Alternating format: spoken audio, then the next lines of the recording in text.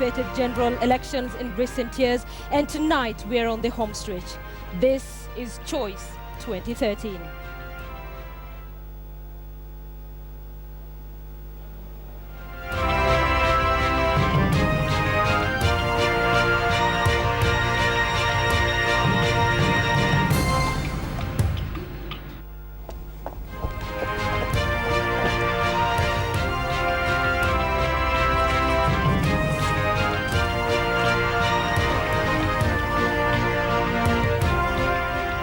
Right, the long wait is coming to an end. In just 5 days' time, Kenyans from across the country and beyond will be making that all-important date with destiny. For the first time since independence, the country will be holding a general election and a completely new constitution drawn by the Kenyan people. And tonight, we begin that new journey together from the most versatile studio in the country. From here, we shall cover for you this election in the way only we can.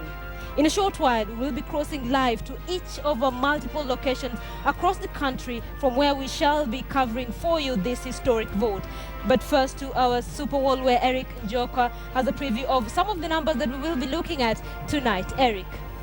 Thank you very much, Linda Ogutu, and good evening, viewers. And it's indeed true. We shall be taking a look at the latest opinion polls from the counties, and tonight we focus on Kakamega, Kisumu, and Machakos.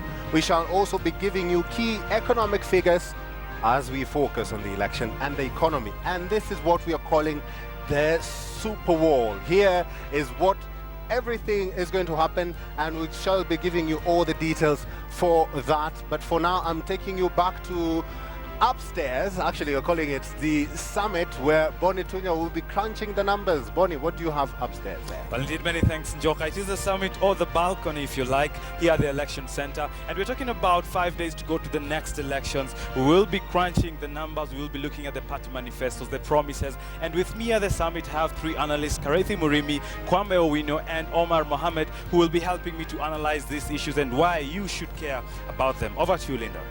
Bonnie, many thanks, of course, Bonnie Tunya there, who will be looking at the manifestos and analyzing them, trying to figure out what exactly these manifestos mean for you as an ordinary Kenyan, even as you wait for the 4th of March to cast your vote and may decide who will be Kenya's next president. But for now, of course, we will be looking at this from all angles. This is an election that is being looked at by every single country. Looking at 2007, all the countries are hoping that this time this will be a peaceful election. This will be an election that will clean the image of Kenya. Of course, Edith Kimani will be linking us with the rest of the world, and of course she will be taking a look at what the rest of the diaspora is thinking about this election. Edith.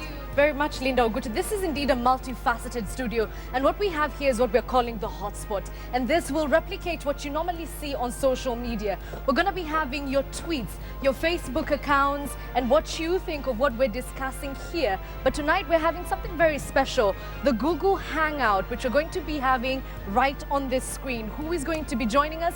Well, you don't want to go anywhere, because that is what we'll be giving you. In fact, there they are joining us now. They'll be coming into us later to discuss the fiscal policy of the country, most of them drawn from different countries, and Michael Karanja from Nairobi. Back to you, Linda.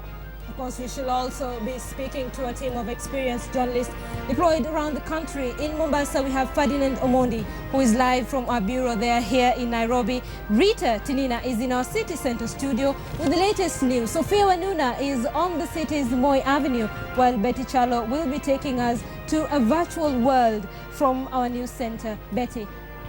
Many thanks, Linda. Indeed, you're right. Tonight, with the help of our state-of-the-art virtual studio, I will tell you why 14 out of the 47 counties are set to finally receive relatively lump sum revenue allocations that will steer development in those particular regions that have indeed lagged behind in education, quality healthcare, and in infrastructure. I will showcase, using our high-tech graphics, the counties that I'm talking about and the monies that the Commission on Revenue Allocation is set to give those particular counties once the devolved governments are in place. Looking forward to your company in the virtual world in a short while, but I now take you to Rita.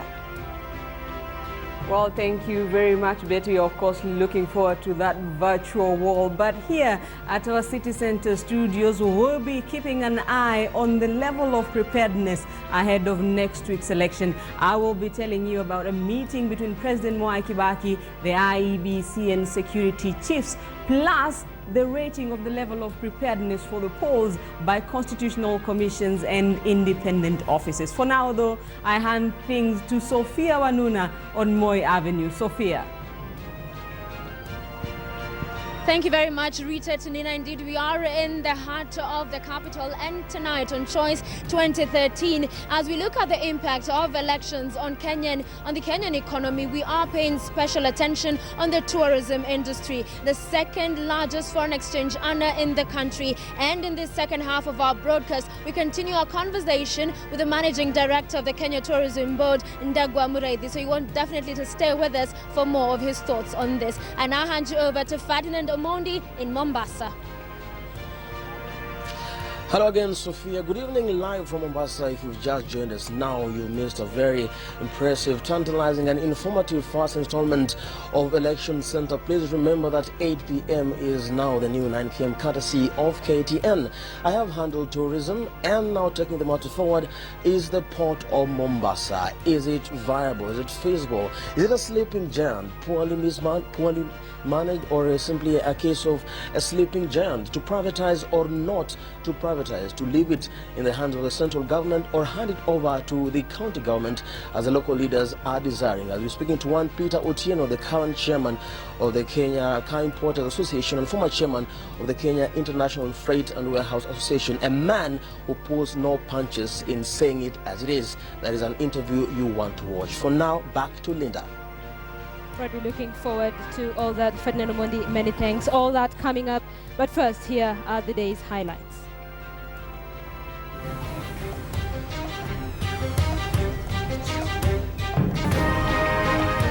35 perish in grisly Mwingi Road accident.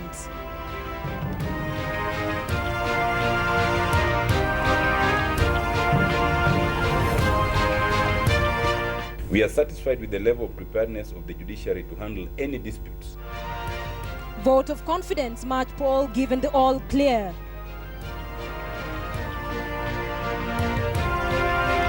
CORD dominates Kisumu and Kakamega counties. Na nyinyi mjitokeze, mtu akitendawili saa 7 awe ameenda nyumbani. 60% ndio wanajitokeza kupiga kura, lakini 40% hawaendi kwa kituo cha kupiga kura. Hii maji tunataka kupiga na ingie ndani ili watu waweze kupata maji kwa njia ya rahisi. Wooing the undecided voters, campaigns enter home stretch.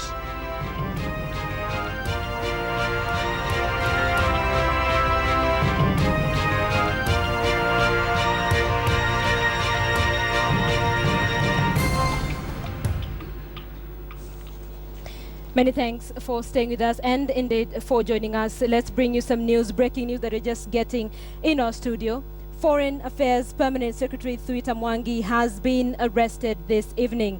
Mwangi was arrested a few minutes ago by the Ethics and Anti-Corruption Commission in relation to the irregular acquisition of the Kenya Embassy in Tokyo at a cost of more than 1.5 billion shillings, which the EACC says was an exorbitant cost. The Anti-Corruption Authority says the PS will be arraigned in court tomorrow to face various charges, including abuse of office, willful failure to comply with the law and applicable procedures relating to government procurement, conspiracy to commit corruption, and false assumption of authority.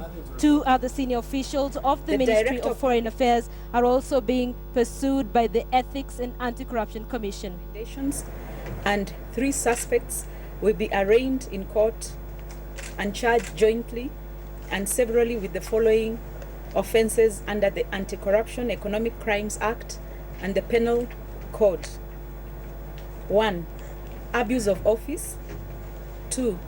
Willful failure to comply with the law and applicable procedures relating to procurement. 3. Conspiracy to commit an offence of corruption. 4. False assumption of authority. The 3 suspects are 1. Thwita Mangi, Permanent Secretary, Minister of Foreign Affairs. 2. Alan Mburu, then Charge d'Affaires, Kenya Embassy, Tokyo. 3. Anthony Muchiri, then Deputy Director Administration at the Ministry of Foreign Affairs. Mr. Thwita Mangi was this evening arrested and will be arraigned in court tomorrow, Thursday, the 28th February 2013. The Commission will also arraign the other 2 suspects in court in due course. This is also a developing story we are getting right here in the election center, and 36 people have been confirmed dead and several others are injured after the bus they were traveling in overturned in Mwingi, Kitui County early this morning. 44 others are recuperating in hospital after sustaining serious injuries. The bus is said to have left Nairobi at midnight and was en route to Garissa when the driver lost control of the vehicle and overturned. According to police, the 60-seater bus was overloaded and the driver was speeding in an otherwise dangerous stretch of road. And as Catherine Omwanto, while the injured are recuperating in hospital, some of the dead have already been laid to rest. Wednesday morning and residents of Mwingi are in a race against time. They joined forces with Kenya Red Cross rescue workers to save those who escaped death after the bus they were in overturned. Every sort of machinery was used to lift the mangled wreckage and rescue those still trapped under.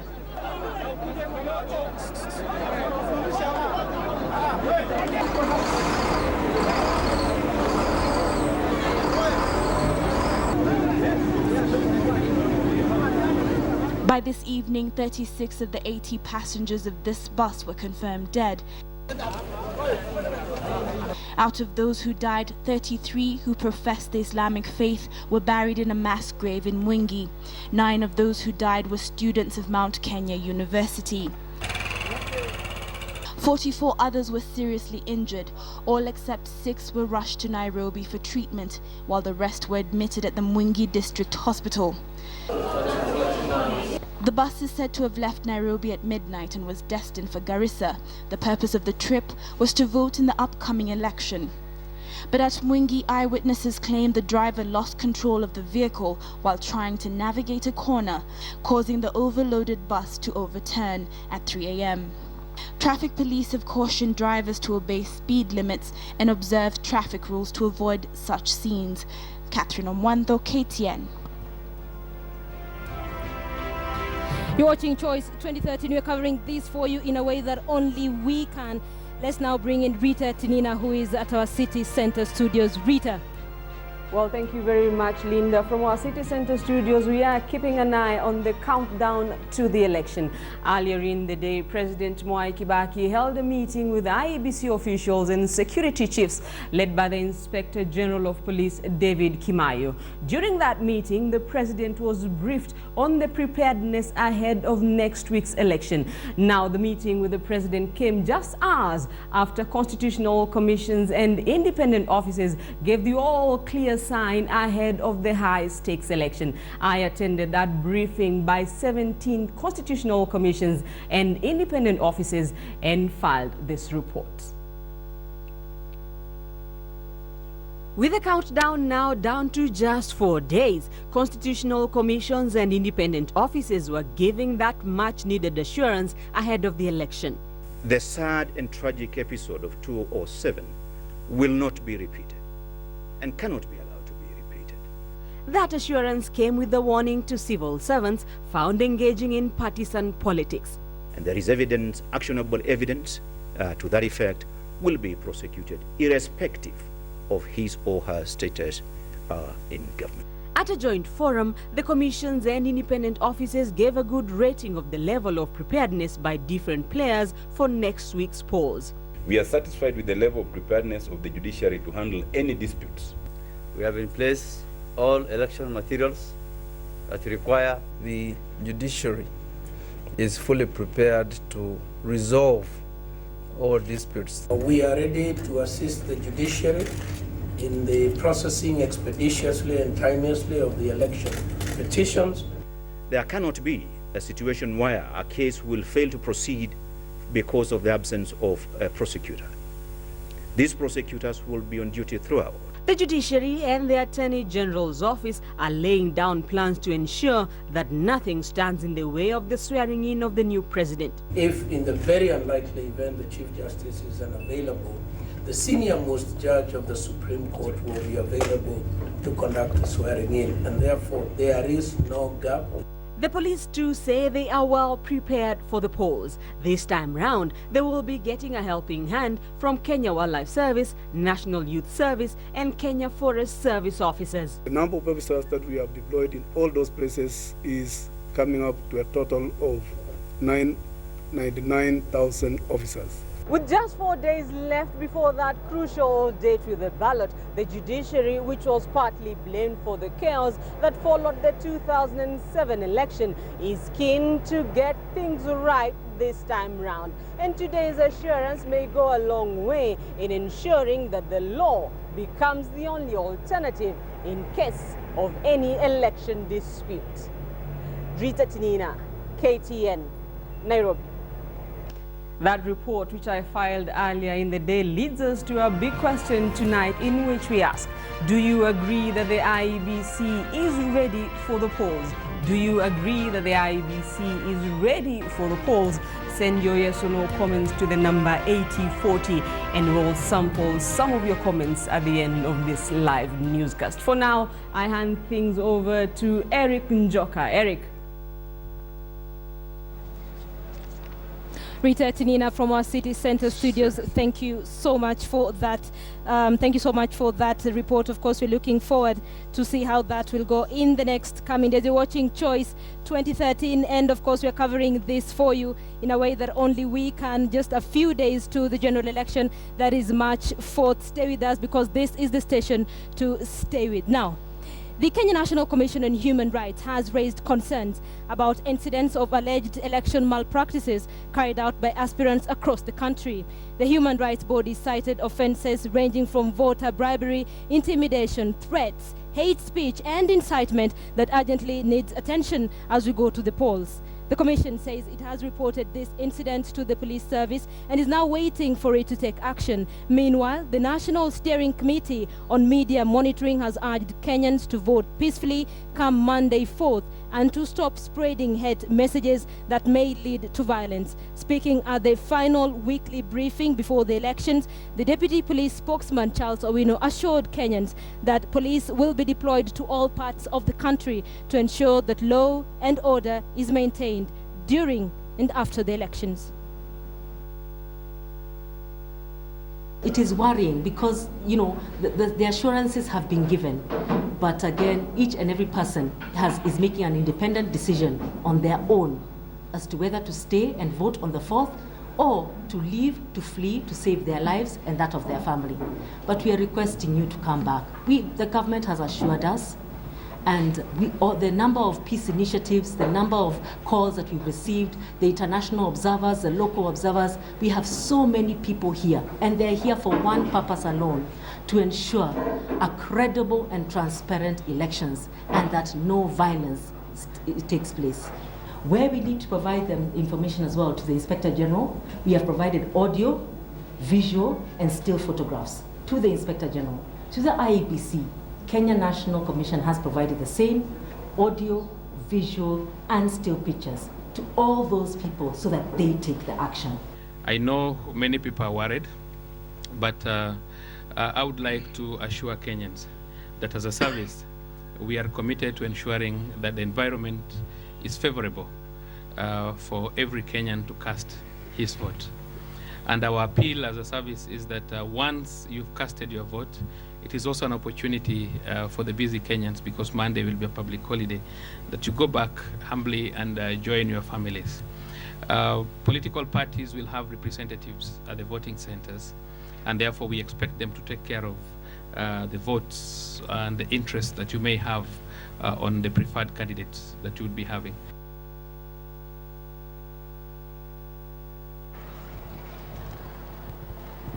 Well, the National Land Commission finally took their oath of office today with an appeal to Kenyans to avoid conflict over land before, during and after the March 4th general election. The 9-member commission says it is aware of the arduous task ahead, and they will tackle them in accordance to the rule of law. Speaking after swearing in the 9 members of the commission, Chief Justice William Mutunga stressed the need for the commission to be independent and observe the rule of law.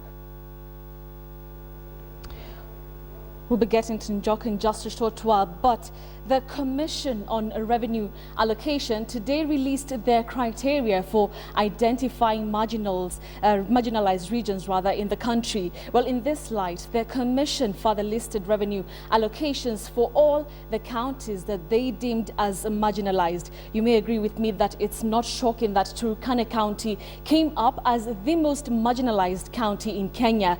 In a short while, I will be telling you what percentage of the equalization fund the marginalized counties will receive. But before then, the National Land Commission finally took their oath of office today with an appeal to Kenyans to avoid conflict over land before, during and after the March 4th election. The 9-member commission says it is aware of the arduous task ahead and they will tackle them in accordance to the rule of law. While speaking after swearing in the 9 members of the commission, Chief Justice William Mutunga stressed the need for the commission to be independent and observe the rule of law, as land matters are emotive and have in the past fueled conflict. The commission, which was established by the new constitution, will among other things manage public land on behalf of the national and county governments, recommend a national land policy to the national government, advise the national government on a comprehensive program for the registration of titles in Kenya, and to conduct research on land and the use of natural resources. The commission will also investigate present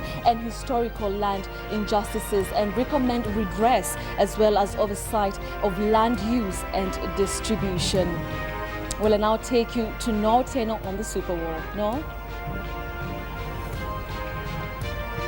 Thank you, Betty Kialo. My name is Noah Otieno. You are inside the election center, and I am your numbers guy. One of the numbers guys will be bringing you the figures as they happen on the night of March 4th, the night of the general election in Kenya 2013. Now, the latest opinion poll released by the research firm Ipsos Synovate brought facts and figures from 3 counties, Kisumu, Kakamega, and Machakos. And from Kisumu, the race to the presidency brings no surprises here. We see Chord Alliance's Raila Odinga leading in Kisumu by 92%, followed at number 2 by Uhuru at 2%, tying again with Peter Kenneth and his running mate Osumba at 2%. Musalia Mudavadi of Amani Coalition and UDF has only 1% in Kisumu County. No surprises there, like I said. Now, let's take a look at the preferred political alliances in Kisumu. Again, no surprises there, just like the support they have for Raila Odinga. The people of Kisumu, majority of them at 92%, saying they prefer the Chord Alliance to the other alliances in this election. Jubilee way down at only 2%. This is almost the same performance we saw when the figures would be swapped. We saw this in Kiambu and Nyeri, where this would be Chord Alliance and this would be Jubilee. But in Kisumu, it is the Chord Alliance leading, and Amani Alliance has only 2%. What about the race to the governorship of Kisumu County? Now, in Kisumu County, Jackson Ranguma of ODM, this again, no surprise at all. Like we said earlier, here in Choice 2013, in Kisumu County, once you have the party ticket where the Prime Minister comes from, you are good to go. Jackson Ranguma, again, leading in the race to the governorship at 71%, followed closely by Peter Okoth, followed way below, at only 1% by Peter Okoth, and also Osenya Eric at 1%. What about the race to the Senate in Kisumu County? Again, no more surprises there. Professor Anyang' Nyong'o, the Secretary General of ODM, and also the Medical Services Minister, 78% support in the race to the Senate in Kisumu County. Looks like he's headed for a win there. followed way down below by Awako Alice at 2%, and Ayoki Ochoro, his erstwhile opponent. This guy has been opposing Professor Anyang' Nyong'o almost in every election in Kisumu rural constituency. Now they are going to face off again in the race to the Senate, but Nyong'o here, according to this opinion poll, appearing to be doing quite well. What about the issues that concern the people of Kisumu County? Now, the people of Kisumu County say that, according to them, the state of roads in Kisumu County is the biggest matter of concern for them, followed at 26% by unemployment and corruption and the cost of living. What about the now let's take a look at the very interesting Kakamega County. Now, according to the latest opinion polls released a week ago, Kakamega County is the county, alongside 3 other counties, that is going to make Kenya's next president. This is one of the swing counties. But according to this opinion poll, the Raila-Kalonzo alliance again leading there in the opinion poll at 49% support. They're saying they would support Raila Odinga much more than they would support Musalia Mudavadi. Musalia Mudavadi of Amani Coalition doing quite well in this opinion poll at 36% support, followed way down below by Uhuru and Ruto at 3%, and the others have 4%. Remember this, according to pollsters, this county is going to be a swing county. In Kakamega County, again, like we saw in the support for the presidential candidates, the same follows for the alliances in this race. The CORD Alliance enjoying 50%, slightly more than Raila Odinga enjoys as an individual, followed by Amani again at 35%, 1% less than what Mudavadi enjoys there. And number 3, Jubilee Alliance, again, way down below at 4%. What about the race to the governorship office in Kakamega County? Wycliffe Oparanya of ODM, again, looks to be the favorite here to win at 42% support in Kakamega County, followed by Soita Shitanda of the New Ford Kenya Party at 27%, and Paul Orlando of UDF has only 8%. This is what it looks like in Kakamega County. Remember, there are a lot of undecided voters, but we don't know whether they would change this look of things in the final race. What about the race to the Senate in Kakamega County? Boni Khalwale of UDF, the bullfighter, is the man to beat in Kakamega County. In the race to the Senate, Khalwale looks good to go with 78% support, followed way down below by Cyrus Jirongo, Federal Party of Kenya at 17%, and also another gap again between Jirongo Cyrus and Professor Shanyisha Kasiani of ODM Party at only 6%.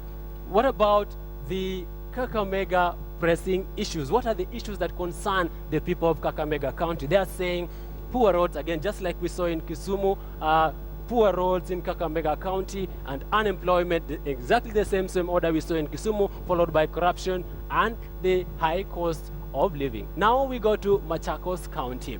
In Machakos County, the rest of the presidency is this way. The CORD Alliance, whose running mate is coming from that region, the eastern region. The running mate in the CORD Alliance seems to be bringing a lot of support to the Raila-Kalonzo Alliance. That alliance, Raila now enjoying 80% support in Machakos County, followed way down below 12%. Number 2, Uhuru and Ruto of Jubilee Alliance. And number 3, Peter Kenneth and Ronnie Osumba at 2%. Musalia Mudavadi and Kioni have only 1%, with the others following down below. Let us see what the alliances look like in Machakos County. The CORD Alliance has slightly more support than the individual Raila Odinga in Machakos County. CORD Alliance enjoying 82%, and Jubilee 11%. This is going to be, at least according to this opinion poll, Machakos County is an uphill task for the Jubilee Alliance to catch up with the CORD Alliance, and Amani enjoying 12%. What about the race to the governor's office in Machakos County? Dr. Alfred Mutua, the former government spokesman of Wiper, seems to be the man headed for a win there, at least according to this opinion poll. He enjoys 60% support in Machakos County, followed by Wavinya Ndeti of CCU at 24%. Remember, Wavinya is also in the CORD Alliance alongside Dr. Alfred Mutua, and Titus Ndundu, 1% in Machakos County. Let us take a look at the race to the Senate in Machakos County.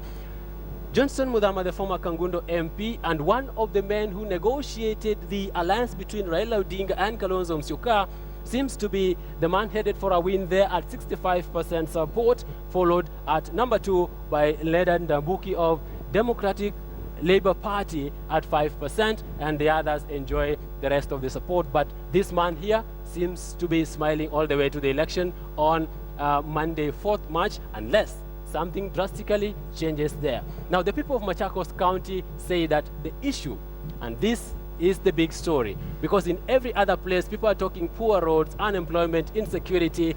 The people of Machakos County are saying they need water. There are water problems. The biggest problem they face there, almost half the county saying if you sort them out with water, you are their man or woman.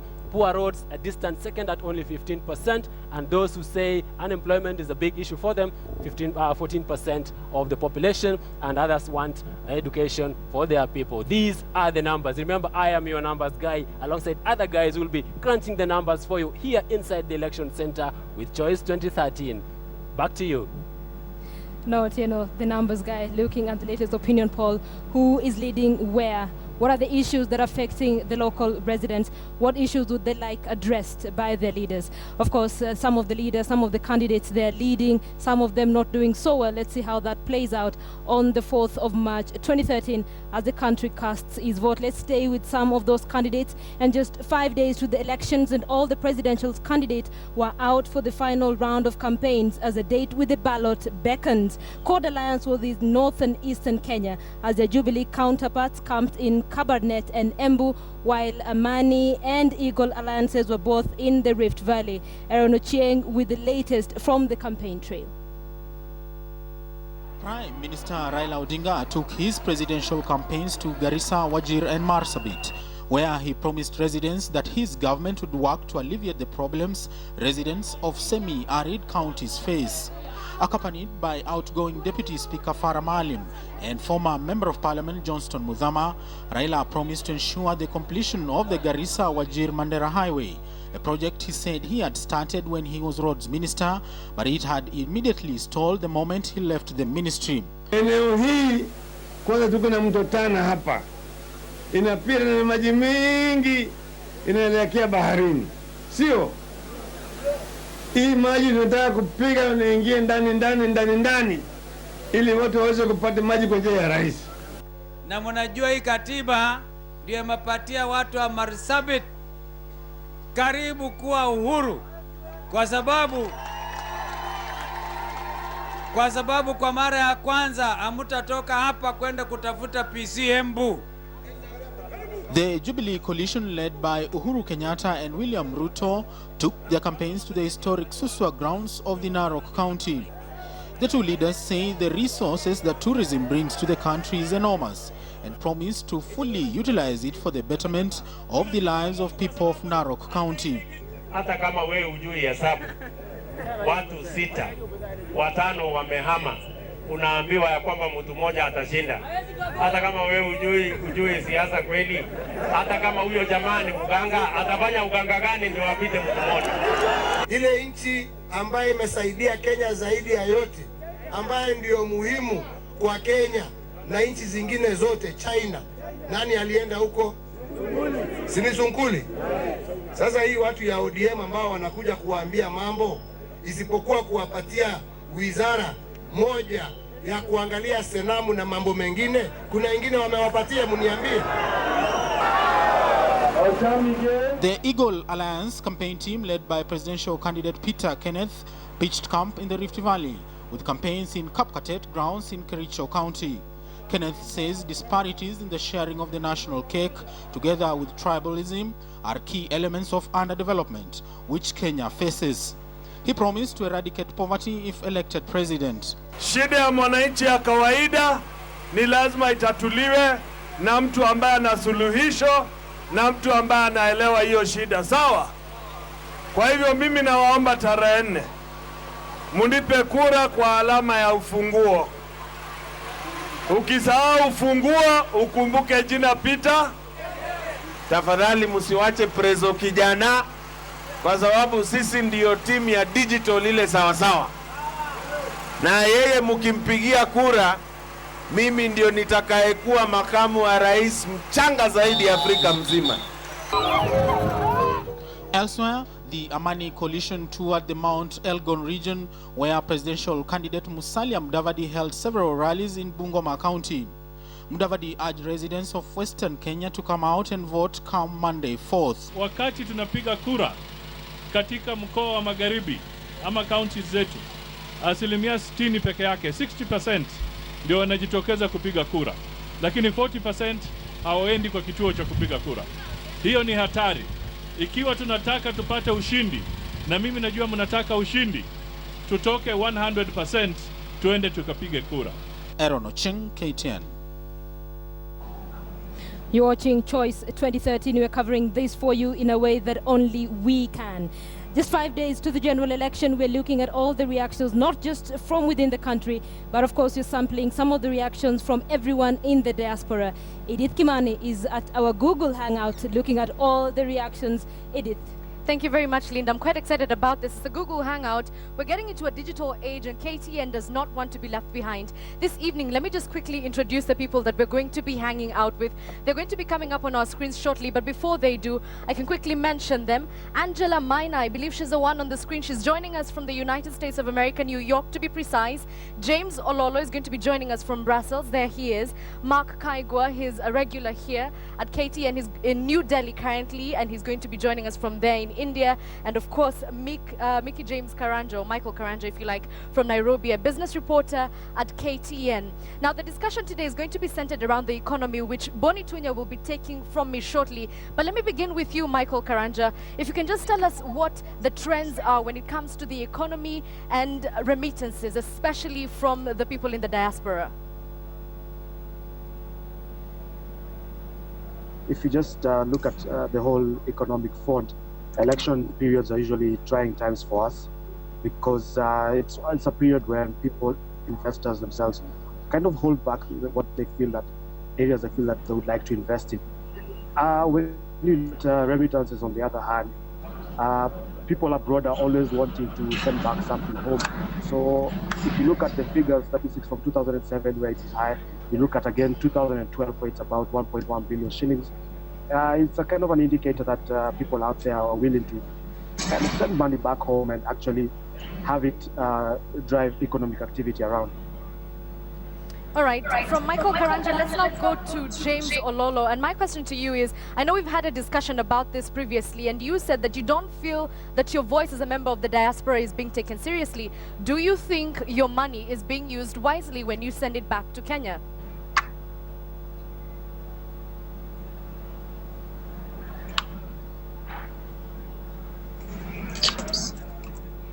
James, if you're not able to hear me, I'll just move on to the next person. I don't think he's able to. Oh, there he is.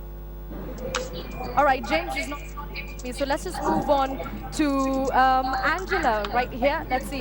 Angela, I know you've been working in the United States for about 7 years now. Do you think your pattern is going to change come this election? Are you going to send as much money as you used to, or will it just be the same? Hi, Angela. Do you think you'll be able to send as much money? I think right now with the election, there's an air of uncertainty. So at the moment, probably not. As many people were holding back a little bit.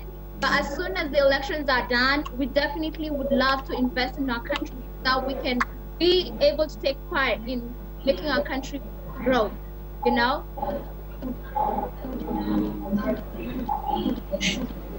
All right, and finally to Mark Kaigwa, right over here. Mark, maybe you could tell us, as a person who works in social media, do people who work and generally relate to others in social media, we're talking about the youngins, the people who are in their mid-20s, early 30s, do they care about what their money is being spent on? Do they care on the fiscal policy? Do they even know what the fiscal policy of the country is? Thanks, Edith. I think that people are... I think people right now are invested in a number of ways, especially as the middle class. Certainly, it's a group that has some of the best disposable income. It's where a lot of indicators for growth and progress are measured from. You want more citizens entering the middle class, and I think for those who've got access to technology and are using it, they're definitely as concerned, even though they might not exercise this concern as vocally or as openly as you think. They're certainly creating demand and consuming products, goods, and services like any other group. And I think if we just take the context of where we were a year ago as an economy, again, this is now irrespective of the middle class and is irrespective of whichever position. You know, we had things like inflation standing at 20%, volatile exchange rate, but in the space of a year. All right, thank you very much, Mark Kaigwa. Finally, James Ololo, if you can hear me clearly. All right, I suppose we're done. I think we'll just end the conversation there due to lack of time. But I've been speaking to Angela Maina, who's coming to us from New York, James Ololo, who's coming to us from Brussels, Mark Kaigwa, who's joining us from New Delhi, and of course, Mickey Karanja, who's joining us from the newsroom, a business reporter here with us. This has been the Google Hangout, the first of its kind in Kenya, may I remind you, to be done on national television. And we're not even done yet. This is just the beginning. Let me now take you to Boni Tunya, who's joining you from the summit to take this discussion forward on matters pertaining to the economy.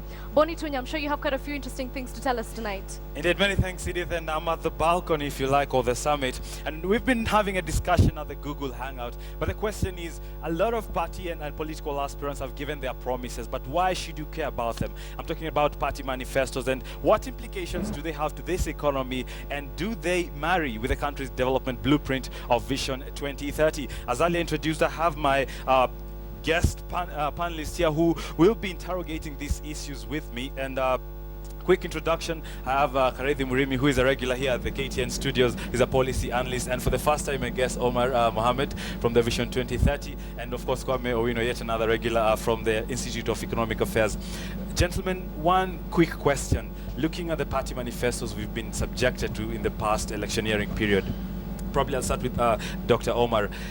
From where you sit, do they marry with the development blueprint of Vision 2030? Yes, they do. Generally, the parties, the manifestos have aligned themselves with the Vision 2030 ideals and aspirations. Everything, the programs and the projects are in line with what the vision has. Perhaps the actual implementation and the timelines are things that may not have been addressed. But overall, the aspirations are captured in the manifestos. And generally, we are very satisfied with that at the Vision Delivery Secretariat. Before I get to you, gentlemen, the noise you're hearing in the background, just if you could get that shot up there, it is the newspaper print from the Standard Group, of course, trying to get to the paper as early as you can, so you will bear with us. And moving on, gentlemen, Bwana Karethi, looking at these manifestos, and of course he says most of them do not marry. Some have been a bit criticized to be a bit of ambitious. In a general sense, what do you think all the parties missed in trying to give Kenyans their promises? What do you think is missing in most of the manifestos that we're looking at? I think the biggest part which is not coming out in the manifesto is a definite statement that I have borrowed heavily from Vision 2030. I think to start, the manifesto should have accepted that what we are writing is broadly expanding on Vision 2030. Correct. The major issue which is sitting in the current manifesto is there's too much of nice to hear. As late as of last week, yes, I think it was CORD which was on record in promising quite heavy, what I would call social part of the component. Correct. Which is not exactly what the medium-term plan is. So I think the viewers and the voters should be alert that the country already has a medium-term plan. That medium-term plan is already tied to Vision 2030. Correct. The voters should also be alert that the actual budget up to 30th June 2013 is indirectly in place. Correct. So anything that we are going to do slightly different will be starting from 1st of July 2013. And I think the manifesto should have recognized that there is an existing budget already approved by Parliament, which is going to indirectly run up to 30th June 2013. So in your view, of course, there's a sense of over-promising on the part of political parties. Let me bring in Kwame in this conversation. I'll take a classic example. Let's look at the economic targets that have been set. CORD is talking about a target of an inflation rate, maintaining an inflation rate of about 5%. Jubilee is talking about a growth rate of 10% and an inflation rate of 5%. Vision 2030 on its part is talking about a growth target of 10% annually and an inflation rate of 5%. They seem not so far from the mark, but is this realistic? If you allow me, let me go back to the question, because I disagree with this gentleman about Vision 2030. Correct. Vision 2030, in as much as it is a long-term development plan that many Kenyans like, it is not the constitution. Correct. For that reason, no party should structure its manifesto believing that it has to be subservient to Vision 2030. The constitution was passed through a referendum. It shouldn't necessarily be the template. Vision 2030 was not. Correct. Let's make that clear. All right. I think that is important for two reasons. Why? We are electing people so that they can bring us a platform. Otherwise, if Vision 2030, which is supposed to be leading us, then there's no reason to manufacture manifestos. All right. In which case, we shouldn't be here. What we should be asking is who then can actually implement the plan, because then it becomes a technocratic thing. Interesting point. Let me just bring in Dr. Omar. For the sake of continuity, why do a Vision 2030 that doesn't necessarily must be adopted by the next team that comes into office? In terms of continuity, what is the sense of doing a Vision 30 that is 30 years long, while the next team may not necessarily adopt it? Okay, I think we used to do 5-year planning cycles, and this is the first time we have done a plan which stretches over 20 years. And what it is expected to do is to give us a direction. Correct. And that direction is over 20 years. When we launched in 2008, we are 22 years. But the day-to-day implementation and shorter to medium term is the 5-year medium term plan. Now, if I may go back to, do they need to be aligned? And we accepted when we launched Vision 2030 that each agency and each ministry, the way we do business is the Vision 2030 way. All right. If you look at the manifestos, they may not state Vision 2030, which is okay, but what they're talking about is employment for the youth, poverty reduction, better infrastructure, quality education, both access and quality, quality healthcare. These are Vision 2030 ideals, and you don't have to have the word Vision 2030. The issue is, are the ideals from what captured? I hear is that it is an ideal plan that should be easily adopted by whatever team that seeks to take this country to the next level. Absolutely, if it can be adapted. Kwame disagrees. I completely. The reason somebody goes out there to search for 9 million of the 16 million votes is so that they have a plan to actually even restructure the state. So Vision 2030 may have been, and it's understandable why those who have a stake in its continuance have to defend it, and that's perfectly acceptable. Yes. But you cannot undermine a presidential person who's gone out there and looked for 9 million votes and then tell him you have to implement this plan. That is just the thing. I mean, it's a conceptual question. It's not to say Vision 2030 is good or bad. Correct. I'm just saying that the national goals that everybody wants an education, whether you call it a Vision 2030 or not. So that's the most important thing. So nobody should be thinking that must necessarily state and make this consistent, because there are certain parts of it that are not accepted by others. We'll take this conversation on and we'll be interrogating step by step all the particular areas. But for this particular point, you'll want to take a commercial break. But when you come back, we will want to go step by step, looking at the key factors, that is agriculture, economy, and manufacturing, and what these gentlemen here have to say about that. But first, let's pay the bills.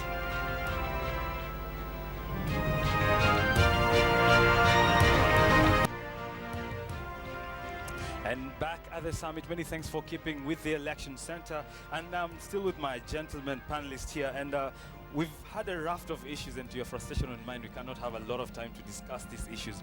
But there are broader issues of agriculture, manufacturing, and financial services that have come in the wake of everyone trying to explain their manifestos. I think I'll start from Karethi Muremi. Let's talk about agriculture, manufacturing, and financial services. What are the important issues that Kenyans should be looking out for in these manifestos 5 days to the next election? I think the silent message in all the manifestos is that there's a commitment that they are going to revive agriculture. The issues on the how, of course, is not yet clear. Yes. But in one of the manifestos, I think the question of using science and what we call modernizing agriculture. All right. Has been mentioned. Okay. In the manufacturing area, I think all the manifestos are a bit weak. Okay. Because, of course, the issues of energy and those type of activities, which have been the pillars of driving the manufacturing, have not necessarily been over-explained. All right. So there's still a lot for the but Kenyan of to course, look out for. when you read them, Okay. there's the slogan that they will use manufacturing to generate jobs. Okay. I think for the voter, the bigger issue is not the talk. The bigger issue is the constants of the economy. We are talking of things like tax corrections, which is the revenue base.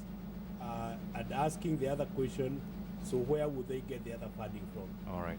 The answer to that, I mean, the question to that is because the current revenues that Kenya Revenue Authority is currently collecting, all right, is the same figure we are using to pay wages. Okay. Yeah. Let me just bring in Omar very quickly. What should Kenyans look out for in these manifestos with just a week to go? Okay, with respect to agriculture, you're talking about farm inputs, expensive fertilizer, for example, access to market for the farm produce. And when we talk about agriculture, there's the farming side and the livestock side. Again, livestock marketing. Manufacturing is about better energy, more reliable energy, better investment climate. So basically sustainability is what Kenyans should be looking out Absolutely. for. All right, Kwame, in 30 seconds or less, Yeah. what should Kenyans be looking out for? Well, I think they should look out for a manifesto or a platform that sees the economy in a systemic way, so that it's not only one area.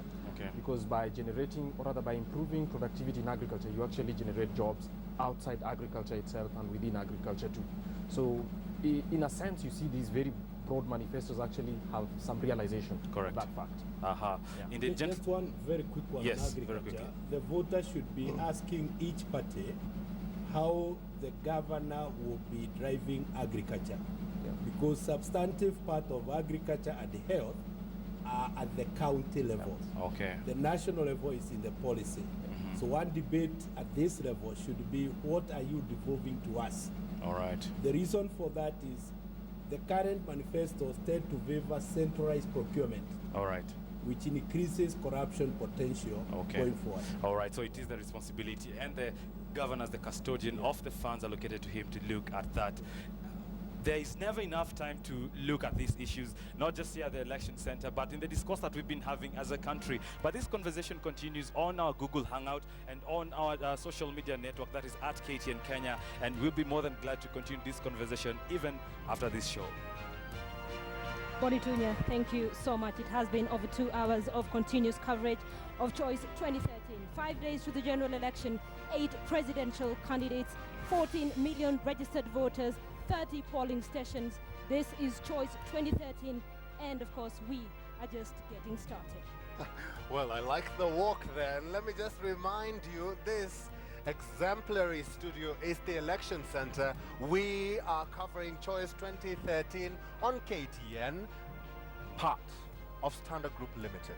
Thank you very much for being part of this bulletin and for watching. I'm Eric Njoka. I'm Linda Ogutu. Stay with us. Louis Otieno is taking this from now with a very interesting discussion you do not want to miss.